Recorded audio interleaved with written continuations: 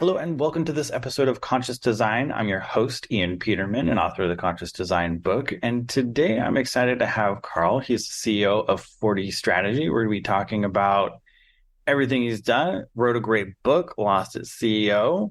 So always kudos to anybody who does that. It's a journey in and of itself. And you run your own business. So welcome to the show. It's a pleasure to be on the podcast today. Yes, so obviously in the name, strategy, clearly that indicates a little bit about what you do. But before we dive into what you do, let's wind the clock back a little bit. What got you started? Where did you go? I want to do this and I want to do it in my own company, not just take the day job option. Oh, it's a great question. And if you don't mind, I'm going to bring you back a little bit of the history of how I got here because it wasn't a traditional path. And I'm not sure. I mean, I remember there back in the day, in the 20s, I was like, oh, I want to have my own business, that type of concept. And there's a couple little tiny businesses that I put together. But it is a big leap, especially when you have a family and I'm married and you have 4 kids. You have to really have a lot of courage, like when you decide to make that entrepreneurial leap and go off on your own. And what happened in my journey was my first decade in terms of business, my 20s was I was CPA, worked with one of the big 4 accounting firms, worked with multiple different companies, worked with a publicly traded company. And by the age of 30, I became a CFO for a medium-sized company, small to medium-sized company. And we grew 3.5 times during that period of time. It was absolutely incredible. But what I didn't tell you is actually, I really thought I wanted to coach high school football and teach history. And so that's where I thought my future was going to be. And I actually built up and moonlighting a business on the side, which was this tax. It turned out to be this tax accounting practice. My background was audit, not tax.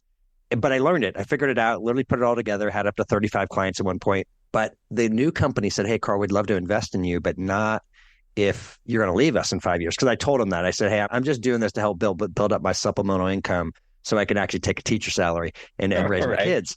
So through that process, they said, well, okay. And then they challenged me. I said, okay, let's give it a shot. There was nothing in writing. And they said, well, can you figure out accounting? You fixed it. You put in a new accounting system, but can you help us with IT? Because IT is not working. And so I took over IT. And just to clarify, I have no IT skills. My IT skill was, did you turn off and on your computer? That was like about my skill set. So I didn't really have it, but we fixed it. We got the IT group to figure out, they had KPIs, they knew what to do. And so they said, hey, can you take over technical support for us? Meaning like little product technical support with microphones and speakers, but we fixed it. And then after that, they were like, hey, can you set up a distribution center for us in Europe? And I was like, sure. And so we ended up setting up 3 distribution centers and it went well. It worked. And so they were like, never been to Europe, never been to England where there was, never been to Amsterdam, figured it out. And I just kept on saying yes. And ultimately they said, well, can you take over operations? I was like, sure. And so we took over manufacturing operations and did lean. And what I didn't tell you was we had a company that had Fortune 500 executives. And they were teaching me and managing me through this process. And they also were really good at strategic planning and execution. So I was there nearly a decade. I loved it. I never thought I was going to go anywhere else. And by the way, I did end up coaching 25 seasons of youth sports along the way, but I stayed out of the high school level. And then I joined this other company. I got recruited away, and it was a company that don't have to now speak as much code, but we would do all these inspections on phones. We do 20 different inspections in 2 seconds or less. We grew from 70 employees to 450 employees in 3 years. We were really good at strategic planning and execution. And so it was like this. And to me, I started getting this experience like, doesn't everybody do this, right? So, 15 years of my career is just growing substantially, being with companies. So then we were trying to find a better way to track our strategy. And we found this tool called Cascade Strategy based out of Sydney, Australia. And I was like, wow, this is incredible. Can we definitely want to buy the product? But secondly, I was like, can we invest in you? And so the CEO in the company, we actually formed a separate company. So moonlighting again. And ultimately said, I started building it up. Literally, we actually started hiring people as a separate company, and they were sitting right in front of me in the office. Like everyone was like, who's that guy? He's like, oh, don't worry about him. Just, there's no drones in the building. It's like, just don't mind that guy. But we were building out this company, ultimately sold a deal to Johnson & Johnson, convinced the wife and my partner, hey, I think it's time for me to go full time, took over Cascade Strategy. The U.S. office. It became Northwest office, U.S. office, North America office. We grew from 50 clients to 350 clients in 3 years. But this was the surprise, Ian, that I didn't know. What I didn't realize is most people don't understand and know how to do strategic planning execution. And if you look at it, it makes sense, right? Even if you do it once a year, that does not make you an expert, right? And two, most people don't have a strategic planning degree. If you're lucky, you have a course in it. Finding Maybe. a person with a degree is like a unicorn. You might get a book, you might hear about it, but you're not really understanding the principles of strategic planning execution. So I found that out of a really strange thing is that our clients were failing. They were buying our software like somebody would buy a Peloton bike. And the Peloton bike, well, you know what happens to them because of a very expensive towel rack for most people. I was trying to help people make sure they actually use the tool. I started doing free consulting and then started charging for consulting. And I was with a client based in Arizona. In 2 hours of the meeting, he pulled me aside, Carl, I would have paid you $10,000 just for that last 2 hours. And I remember looking at the person I was with, because by the way, they barely paid over 10,000 for the software, the implementation, the training, and everything else that was going on. And I turned to the person I was with, I think I'm in the wrong business. So fast forward a year later, Tom Wright, the CEO, said, hey, Carl, why don't you now you've obviously proven this works. Why don't you build my global consulting company? I didn't want to be gone 80% of the time building a global network. I've got 4 kids, I mentioned, and I did not want to see, they're in college, like they play collegiate athletics. And I was like, I don't want to miss that. You only get that one time. Like literally tonight of this recording is my final daughter in school who's plays soccer. It's senior night tonight. She literally plays for the #1 team in the country. Amazing. If I was working for companies, I would miss that. I would be in somewhere around the world. So I took the leap, and that's how 40 Strategy starting at the beginning of January 2020. And we've just been extraordinarily grateful through this period of time of helping organizations do 2 things. Number one, very successful companies want to take the next leap. The problem is, to take the next leap, you typically have to change your people, your process, and your systems to get there. And they know that intuitively, but they don't know how to do it. And so I work with them to help get that done. The other group of clients typically come from private equity request. It's because they're frustrated because one of their portfolio clients is not working the right way. Mm-hmm. And so they ask me to come in for turnarounds.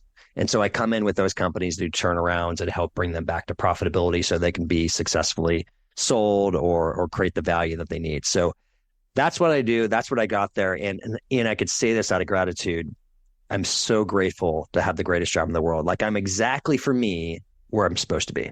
That's awesome. I think it's great to hear your whole journey because, right, it's funny. I was recording another podcast just before this, and we talked about this a little bit, like, because he was like, oh, I don't have the typical, startup story. And so frequently we have, this little short picture where it's like, oh, I have an idea, and then I made a company, and then I sold a bunch of it, and now I'm a millionaire and making people happy, right? And it's like 5 points. It's like 3 inches long on the screen, and you're like, done. There you go. Whole story, nice, straight, perfectly, all ducks in a row. And I think it's so important to talk to people and go, yes, that can happen. And like most of us don't do that. It is a journey. You got to go through some experiences, and that's part of how you build, right? And you're able to, because of your experience, having been in all those scenarios and learned under the people you did, you're able to now bring all that. That's literally your business. It is all of that combined experience, you implementing that for other people. So I love being able to point that out and share that with people so they're not as hung up. It didn't like ABC. Like, no, it's alphabet soup. It's not not this clean line. Yeah, and you nailed it, Ian. I mean, it's so difficult to make that leap because it's safety, right? You think it's safety until you get laid off, right? But you think it's safety when you're with another organization and, oh, I'm getting a steady supply, a salary or a bonus or whatever, maybe options if you're fortunate to get equity. I do want to say, I don't mind saying this. My wife and I, we're high school sweethearts. We've been together for a long period of time. We had one of our biggest fights ever getting ready to start this business because she was like, not again. There's this stress that's true when you have your own business is that you have to produce, you have to create value in the world because otherwise you can't pay the mortgage, right? You can't bring home, you can't go on those family trips that you thought you were going to do. You have to create real value. And it was interesting. We were really fortunate. We literally by month 3, I was grossing as much as I had in any other, my best performing company beforehand. So it was really fortunate, right? But once again, as a sign, I went to the right place at the right time and I knew I was creating value. But when COVID hit, things shut down and, people didn't want an on-site facilitator. Literally nobody I was working with was nearby. And so we give the first 10% of our revenues to charity. And so I want to give you how much we fell in May. I gave more in May than we'd received. So meaning my revenue dropped 90%. So that was a scary time. And I remember doing this webinar with somebody from New York, and we had a fair amount of people on the webinar, and I sent all these emails diligently. Not one person responded. And I remember going, is this over? And I literally, I don't mind saying this, I just had a bit of faith and I just dropped down to my knees. All right, this is supposed to be, let it be. But what's really interesting is through our faith, we things work. And literally from that point, the things started doubling every year. But we had to have that courage to get through that massive obstacle. And so we did. Somebody said something really interesting. It's one of those funny things on LinkedIn that somebody said. It was awesome. It was like right in the middle of COVID. And they were like, just add value. Right? Not our value, not what we're trying to create, but what does somebody else need that you can help provide a void of? You can help fill a voids that they don't have and make it better than they would have had without you, whether it's your product or service or whatever else you're doing. And that to me is where I think we miss it. We think, I can create this product and it's going to sell. Not if it doesn't create value, right? I'm going to create this service and it's going to sell. Not if it doesn't create value. The magic. And the other part is I think you have to be in the long game. Right. I have stories of people that would have been like your podcast, Mike. I had 15 cents, like literally Jim Britt, who was on a podcast that's releasing, like, I had 15 cents and became a millionaire. That's not my story. I had some money in the bank. I didn't just leap with foolishness. I had some money to get through it. It's still fearful, right? To make that decision, to make that leap, to go off on your own. For me, like, I never want to work for anybody again. I'm so grateful to be in this position. And we got a 10-year plan, positively impact 1 million people, 10,000 organizations, and we're going to do it. And so that's what drives me. That's what gets me. And I want to give at least $1 million of charity. We're in our way of doing that. Hope to give a lot more than that. That's what drives us. That's what's getting me out of bed. But you have to have a greater purpose than just, I want to get rich.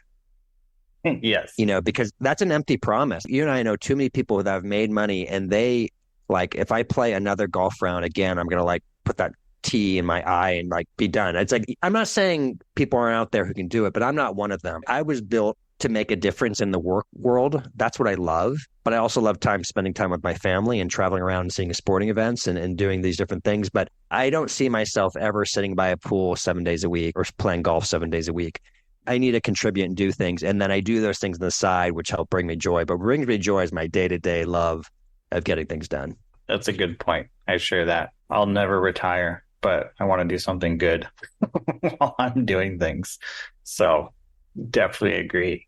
Now, I want to jump a little bit into, the strategy side. And you mentioned it, and it's so accurate from all of my experience, especially in startups getting off the ground. There's a lot of people get caught up, right? You're in startup mode and you're like, I have to do all these things. I spent a lot of time trying to help startup companies. And for me, a startup is, and probably in the first 5 years still a startup. Like, it's not just day one. Trying to get people to look at even just product strategy. Like, what is your product going to look like in five? Like, it can't just be static, right?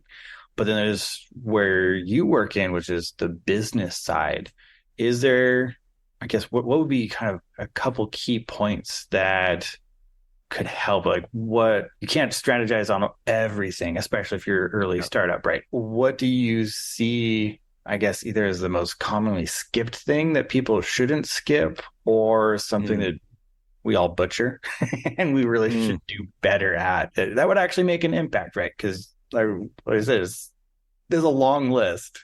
Yeah, there is. And as much as people want to have the silver bullet, I don't typically see it, right? It's like finding a unicorn and the rainbow at the same time. These are things that are just not typically common.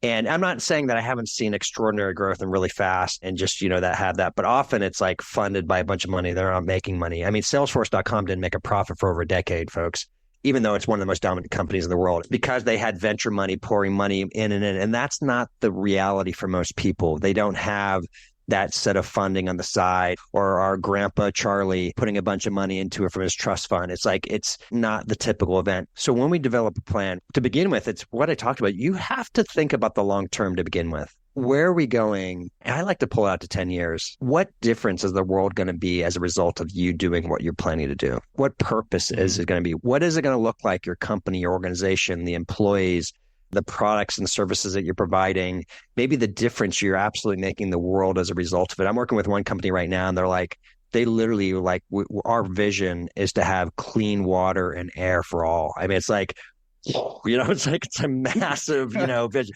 I'm not saying that's what most people should be doing, but they're in that business. And so it makes sense for them. I think for others, you have to think that. And why? The why is because when things get tough, you need to still remember your long-term goal. So that's number one, is to be aligned. And secondly, when you start doing things that are outside of your vision, you have to really question it.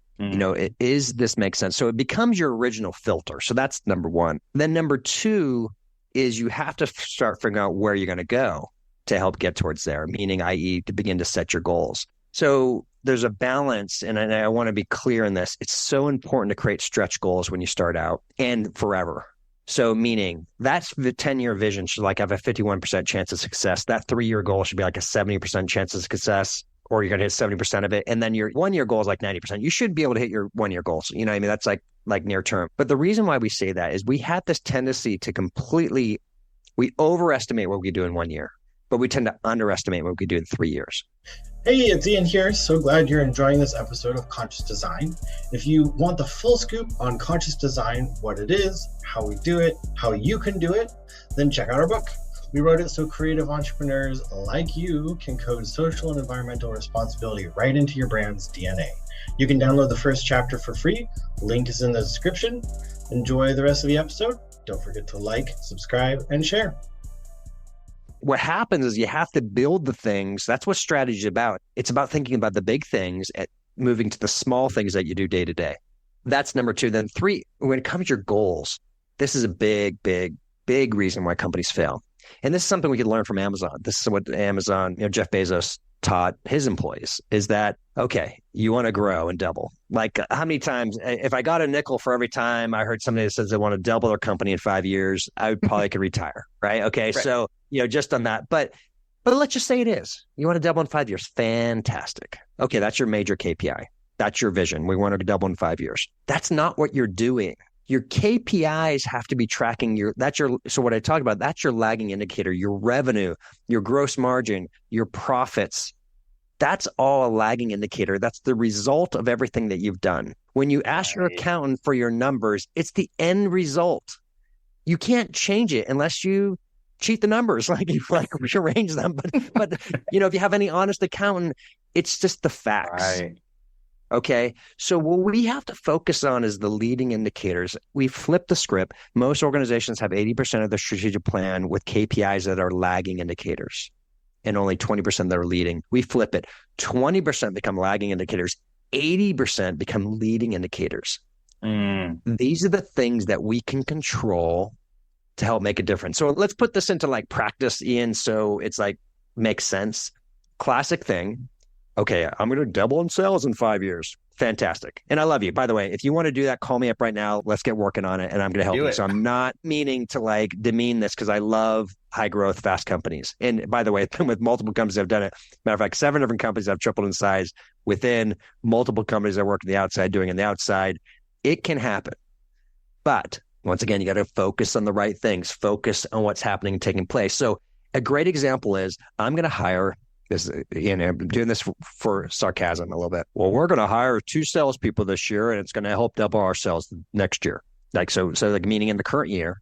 So using this, so here we are, October 2000. So forgive the dating of this. Okay. But wherever this gets released, but let's say it's 2024, and you're going to say you're going to hire 2 salespeople to help increase your sales. Now, first question, Ian, how long does it take typically to find a quality salesperson? Months. I'd guess probably like 5 to 6 months. If you're especially if you're in like in a technical field. Yes. Okay. So nailed it. Let me ask you a second question. How long does it typically take to train that salesperson to bring you organic new sales? Probably another 6 months. Thank you. Okay. So, by the way, what you answered is typically what people answer to me. So, what it means is that if you said your strategic goal is to grow this year is by hiring 2 salespeople, that's a fault. That is unlikely to happen. That salesperson is going to help you next year, Right. but they're not going to help you this year. That's strategic planning. That is being aware of that. The strategic initiative is we're going to hire somebody. The awareness is recognizing that it's not going to help us till next year. That's being strategic, right? And then a secondary point is you hiring a hunter or you hiring a farmer. They're different humans. And by the way, we do analysis to validate this before we hire because, folks, this is the tough thing. 5% of your salespeople in the universe account for 93% of sales. Sounds right.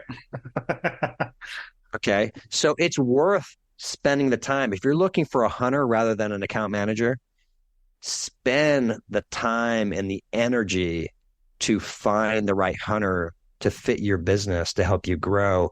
Don't just try to find another salesperson that you're just going to manage it with, right? So I hope that makes sense, right? Is that sometimes great strategy for year 2 and year 3, hire new salespeople. Terrible strategy for year 1 if that was your goal to grow in year 1, right? You have to do other things in year 1. And what would that be? We've noticed we haven't followed up from our quotes ever. Matter of fact, we don't even track it. Opportunity, right? So one of the tactics you might do is we're going to follow up with our quotes. And by the way, people are listening. I get offered quotes to expand my marketing and do my SEO and help my book sales and you name it, right? I get offered things all the time. And the amount of times I don't get a follow-up call after initial quote, I'm busy. I think I'm a busy person. You think I'm just going to make a decision on a $5, $10, $15, $20,000 deal in 3 seconds? Right. Not without a strategy, right? So why do we think that everything we offer, they're ready for it as well? And point is, right, you're getting in what we're talking about here is that this comes down to, once again, is about thinking long term.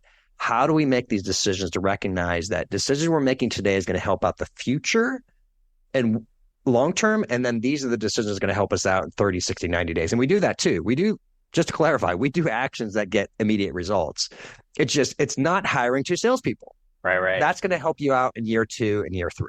Now, you mentioned something interesting is the long vision and being more but it sounds like also being more mission driven, having a better North Star. Because one of the things that I've seen in at least, especially sustainable focused, eco-friendly, right? They are more mission driven typically, right? They're really focused, but I think they're missing a few things a lot of the times because there's a lot that they still have the same fail rate, even though they have that extra component. And so I'm wondering from your experience, like mission driven is great, but you got to support that in a few ways right? You can't just anchor on that alone. So is there specific things that help make that more potent and make it work better specifically, or is it just really what you just said, like, hey, great to have that, and you got to have the long term, you got to have all these other things? What you mentioned is such a fascinating thing. People who are in passion projects, and I would even say whether it's a for-profit or not-for-profit organization, a business has been going around for 3 to 4 years and you're not pulling out money out of it, you're a not-for-profit organization. Okay, let's just clarify definitions here, even though you might not be a 501c3. So I'll go back to one of the things I said earlier is you have to add value. One of the problems when people have a passion, and I love it, like there's so many wonderful human beings. I saw this wonderful TEDx talk yesterday, TED Talk, not a TEDx, a TED Talk on how you can change the world environmentally. Mm-hmm. But they had this great Venn diagram of what is the problem that I see? What are my experience and skills, and how do I make that work? And then you try to connect them so you can create value. But why small businesses typically don't make money? Because they don't value their services enough. They're so passionate about giving. One of the first things I do with a lot of small companies, Ian, is tell them to double their rates because they're paying themselves like you'd pay yourself if you were working at McDonald's. And just to clarify, I worked at McDonald's when I was 14 to 15, 16 years old and worked in the fry vat and got really bad acne for a summer there at the 185th Northwest McDonald's. I mean, it was nasty. I did it. Okay. But it's a problem if you're still making, if you're an entrepreneur and you're making somebody that you make as much as minimum wage. Once again, what are you doing? That's Right. not the goal. The goal is not to become in poverty yourself because you have a holistic mission. It's appropriate to charge the proper wages. And so literally one of the first things we do is you might have to double your rates. You might have to triple your rates, but you're uncomfortable within a year one. So we're just going to double. Right. Right. Okay. And so that's honestly, Ian, I think is why people sometimes they don't, is because they undervalue their own products and services. Mm. Okay. And we have to, it's our own mindset, ironically, that ends up hurting ourselves, not necessarily the market itself. And Ian, you're on the other side. If somebody's going to give you a cheaper service for value, of course you're going to take it. You're not going to give them extra money because that's what was offered. Right. You know, we're not going to give you an extra tip. You told me it was $1,000. I'm going to pay you $1,000, even though it was worth 10. So it comes down to adding value. I think the hard part right now with AI, with generative AI, and this is, I think, a true, real big problem and challenge. And for those organizations that aren't tackling generative AI, is there is no different than manufacturing had been outsourcing to China and to Mexico and name your third world country for years, right?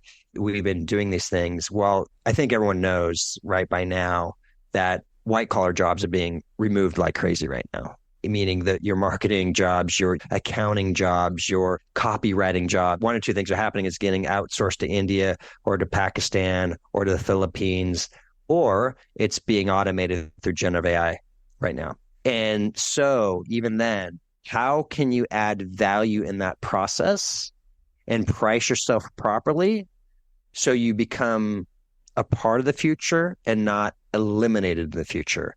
And I think that, by the way, is going to be the biggest challenge for small business and for small to medium-sized business over the next 3 to 5 years.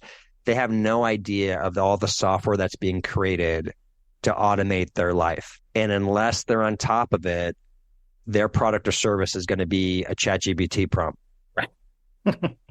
Yeah. I think that value add piece is really, really important. And I think people, right, we all are trying to provide some kind of value, but we don't necessarily, I think we get stuck to like, oh, well, I'm doing X. I'm busy doing other things. I don't need to worry about how to add more value to original piece right here. And I think that's kind of that going to that long-term strategy part is going, yes, you started out here and you got to have this long-term path to how do you improve? How do you keep adding more value? That's how you can keep growing and keep going. And honestly, just stay in business because somebody else will take your product. They'll add a bunch of value to it on top of it. Well, you have your competitor now. That's right. It is. It's this constant iteration, and strategic planning is not something you just do once a year. You know, so that's another problem in strategic planning is did you ever see the movie Saving Private Ryan in the past? Okay, so for those who haven't seen the movie, if you haven't seen it, go watch it. Gosh, holy cow. You know, it's one of the greatest movies I ever created, in my opinion. But brutal scene. And one of the early scenes is they're trying to get to D-Day in Omaha. And there's actually a book. Let's see, I could pull it up here for those who are watching. There's a book I'm putting up by Stephen Ambrose. It's a massive book. It's over 700 pages called D-Day. It's written about all the planning and the actual event of D-Day itself. And it's a credible book. I highly recommend the book if you like military war history. Amazing. Now, D-Day +1 to the end of the Hitler regime is this next book that's 100 pages less. So two things we could learn from this. One is planning is extraordinarily important. Number two, even when we plan, things happen that you can't foresee. One of the most interesting things is they got onto Normandy beaches and they got ready to go to Cherbourg, which was the next major objective that they're trying to get to. The problem was they didn't know that something was called hedgerows. And if you've been in Normandy, France, or in Western France, and sometimes areas in England, it's massive overgrowth of trees and brush around farming fields. Our Sherman tanks couldn't work. So literally our entire plan to get to Cherbourg got stopped on D-Day +1. This is crazy. We had thousands of interviews, thousands of photographs. We had been there, like we had people that had been to that place beforehand, and we had no idea to consider that Sherman tank's going to work.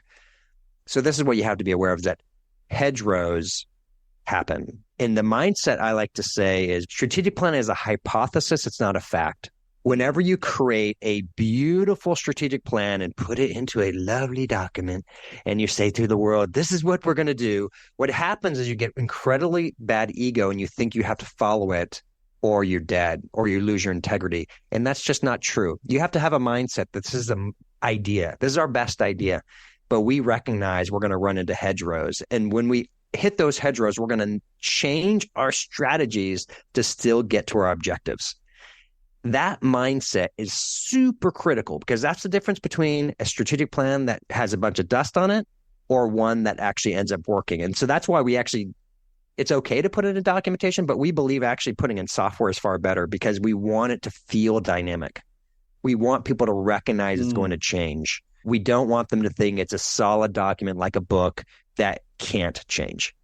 Right. You want it to be what I've always heard is a living document. It's something that you edit. You plan to always change, always change the plan. Right.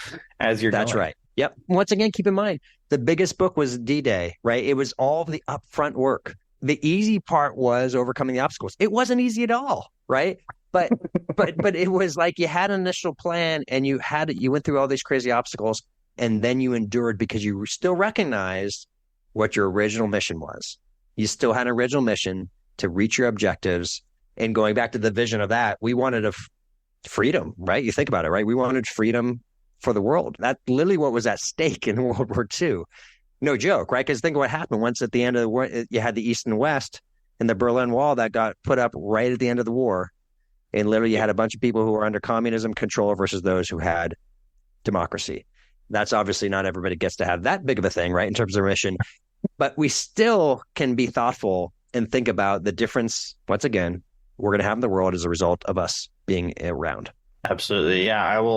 I'll add this quote, keep getting told.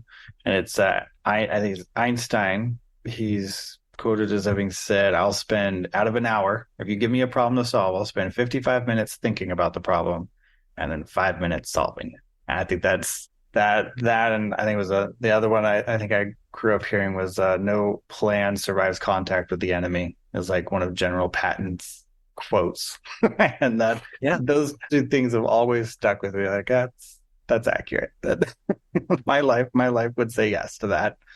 Definitely. So. Yeah, those are great examples. They totally support, right? You know, what we've been talking about. Once again, strategic planning is a hypothesis, not a fact. But when we think, we plan, we adjust, then we reach our objectives. And what's crazy is when you do the right thing, when you have this approach, you actually triple your likelihood of success. This is data. Like, I'm not making this stuff up. Each one of our 7 phases have research behind it. When you focus on your leading indicators versus your lagging indicators, Harvard Business Review says it's a 3x improvement. When you do the Pareto principle, focusing on your 20 most important things have 80% of the impact. So we were working with a client the other day that had 80 goals. We got it down to 15. The 15 ended up becoming the strategic plan because that was going to have the most impact on the outcome. The other 65, great ideas, but we're not incorporating the plan because they're not going to move the dial enough. So going to Ian, another big aha moment, right, is stop doing the things that have small movements. You know, do the things that are going to move the dial more, because otherwise you're just wasting your time. Some people, and I agree with this, sometimes it's easier and it's more exciting. You could have the same company and one company's goal is to grow 5%, which is basically inflation, and another company, and they're like proud of this. And then you have another company that says we're going to grow 30%. Sometimes the effort is the same. The effort to go from 5 to 30, the difference is what they're working on. Right. One company is being strategic and changing their habits to get to a better result. And the other company loves status quo and they just like doing the same thing over and over again.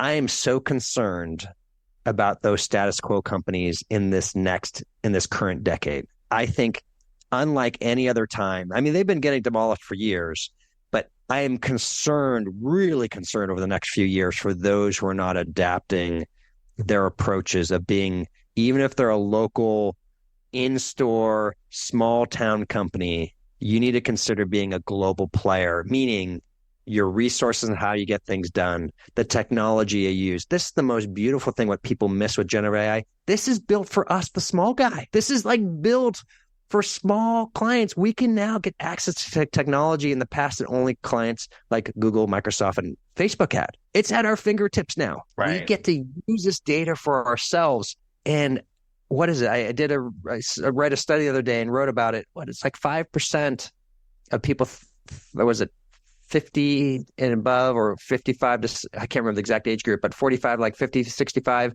have even gone into ChatGPT.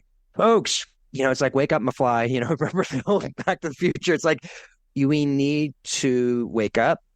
We need to get involved. And if you are afraid, you need to find somebody to help get you there. We're actually having a course right now, Ian. We're helping people just to use one simple prompt, how to write your vision with ChatGPT, to take what can feel like a very difficult process and we can accelerate 10x. How cool is that, right? That's awesome. So all these things that seem so, you have to write. I don't like writing. It's funny. I read a book. I don't like to write. It's actually hard work. But what the cool thing is when you use these tools, it can just make it so much faster. So I know I'm going into a little bit detailed taxes. It's just, I'm trying to implore, if you don't have in your future plans, part of your initiatives to use generative AI or to use global resources to help get things done, you're going to fall behind. I think it's important to be aware, right? And look at all the resources available. Like and I think people will realize it a little bit more, right? With global supply chain and what happened to that in 2020, people are a little more aware of how interconnected, right? As some of those bubbles we all thought we were in got burst rather harshly. So hopefully people become even more aware, right? And we're able to get through it, or they won't make it. And that is how business is, though. As we're wrapping up here, I want to make sure if there's anything else you wanted to share, but also make sure for people who would want to work with you, find your book, what's going to be the best way to find you, and anything else you'd like to add. So Ian, first thing, I don't give this gift to all of my podcasts that I'm on, but for all of your listeners who have listened to the show, and you could actually put in the front end part if you like as well, but anybody who's listened to this, if they send me an email directly, I'll give them a free signed copy of my book. So it's Lost at CEO, and the book, it's easy to read. It's intended that way. It's a fable, how a typical company goes through the strategic planning process the same way they did in the past, and a consultant whose name is Charlie Joseph. Yes, it's not me, but it's me. They help give guidance along the way on how to do it a different way. And very fun, kind of interactive and stressful kind of book, because that's what the reality is. And when you're an entrepreneur, it helps guide you through it. So that's the gift for all your listeners. Once again, is so the email specifically is Carl J. Cox, CarlJCox at 40strategy.com. So 40strategy.com. If you could put that in your show notes, Ian, anybody who's done it, we'll give that. So other places to find us. First of all, if you're like, oh, I don't want a signed book, I just want to buy it on Amazon, please do. So Amazon and Audible and BarnesandNoble.com, you can find it and buy the book. Other ways to get to us, we have our own podcast, the Measure Success Podcast, where we talk with top leaders about effective strategies that inspire success. We talk to CEOs, authors, and crazy high achievers. Feel welcome to go to that. We have a significant presence on LinkedIn. So once again, find me Carl J. Cox. I do that, by the way, because there's a famous DJ, Carl Cox, who's based out of England. And so from an SEO perspective, I had to do the J just to make you aware of. So, and it's funny, when I travel internationally, they say my name, Carl Cox. It's sort of like the Michael Jordan of DJs, And so I'm like, oh yeah, Carl Cox. And I'm like, no, yeah, I know. So that's another place. And then our website is 40strategy.com, 40strategy.com. And by the way, why we're called 40 Strategy, there's two reasons. Number one is because most organizations spend 2% or less of their time on strategy, which is equal to 40 hours per year.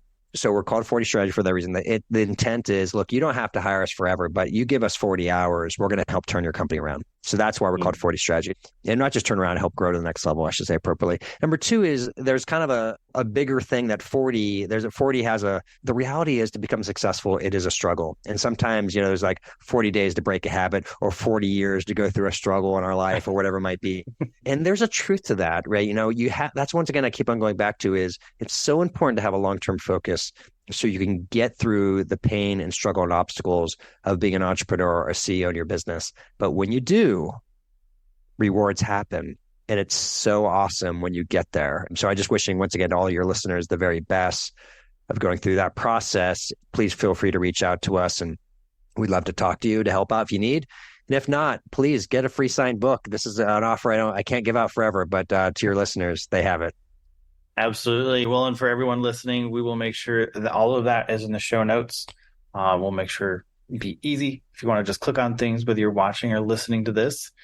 Yeah, I really appreciate you taking some time to chat. It's really important, the strategy part that people, I think, don't always pay attention to. So the more you and anybody else who's championing all this is able to share, I think it's a good, hopefully more and more businesses will take a look at that and actually have a strategy so they can survive. We need small businesses. So really appreciate your time being on the show. Ian, it's been an absolute pleasure, and thank you so much. Hey there. Thanks for joining us for this episode. I hope that you're enjoying the content we're putting out. If you're looking for more ways to learn about this, to get involved, create your own consciously designed products, there's a couple ways that you can do that. First is our book, Conscious Design, which you'll find a link to in the description of this episode. Please check that out. Go over quite a bit of information, what the process is, how I've applied it to product design, and some really great examples of companies out there that are doing really great work, some of whom you have seen on this podcast. The other way is our course, 4 Weeks to Launch, where I peel back the curtain on how to develop a product start to finish in a way that can create positive impact rather than any negative ones. So please check that out. That is a great resource. That will also be linked in the description as well. And see you on the next one.